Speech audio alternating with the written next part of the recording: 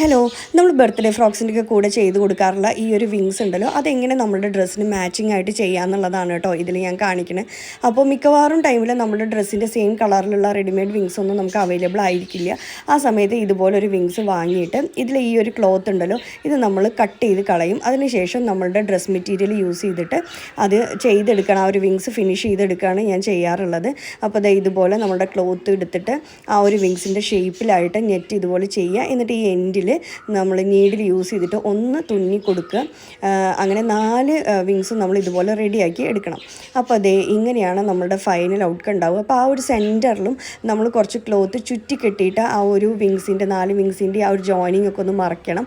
അതിനുശേഷം ഞാനിത് ഇവിടെ സെൻറ്ററിൽ ഒരു ഫ്ലവർ കൂടി വെച്ച് കൊടുത്തിട്ടുണ്ട്. നമ്മളുടെ ഈ ഒരു ഡ്രസ്സിൽ ഒരു വലിയ ഫ്ലവറാണ് ഫ്രണ്ടിൽ വരുന്നത്. അപ്പോൾ അതിന് മാച്ചിങ് ആയിട്ട് ഞാൻ ആ ഒരു ഫ്ലവർ കൂടി വെച്ച് കൊടുത്തു. അപ്പോൾ അതേ നല്ല ഫിനിഷിങ്ങിൽ തന്നെ നമ്മളുടെ വിങ്സ് റെഡി ആയിട്ടുണ്ട്. അതിൽ കുറച്ച് ബീഡ് വർക്കൊക്കെ ചെയ്ത് കൊടുത്തിട്ടുണ്ട്. അപ്പോൾ ഇങ്ങനെയാണ് ഞാൻ ഈ ഒരു വിങ്സ് റെഡിയാക്കി എടുക്കുക. പിന്നെ ഈ ഒരു ഇലാസ്റ്റിക് ഉണ്ടല്ലോ, അത് നമ്മൾ റെഡിമെയ്ഡ് വാങ്ങിയതിൽ ഉണ്ടായിരുന്നത് തന്നെയാണ്. അപ്പോൾ അതുകൂടി ഫിറ്റ് ചെയ്ത് കൊടുത്താൽ ഇതുപോലെ നമ്മളുടെ കുട്ടികൾക്ക് ആവശ്യമുള്ള ടൈമിൽ നമ്മൾക്ക് ഇങ്ങനെ വിങ്സ് ഇട്ട് കൊടുക്കാനായിട്ട് പറ്റും കേട്ടോ. അപ്പോൾ നമ്മളുടെ സുന്ദരി കസ്റ്റമറിൻ്റെ ഫോട്ടോ കൂടെ നമുക്ക് കിട്ടിയിട്ടുണ്ട്. അപ്പോൾ ഇതാണ് ആളുടെ ഫസ്റ്റ് ബർത്ത്ഡേക്ക് വേണ്ടിയിട്ടായിരുന്നു ഈ ഒരു ഡ്രസ്സ് ഓർഡർ ചെയ്തിട്ടുണ്ടാവുക. അപ്പോൾ ഈ ഫോട്ടോസ് കിട്ടിയപ്പോൾ ഞാനും ഭയങ്കര ഹാപ്പിയായി. നിങ്ങളുടെ അടുത്ത് കൂടി ഷെയർ ചെയ്യാമെന്ന് വിചാരിച്ചു. അപ്പോൾ എങ്ങനെയുണ്ടെന്ന് എല്ലാവരും കമൻറ്റ് ചെയ്യണേ. താങ്ക്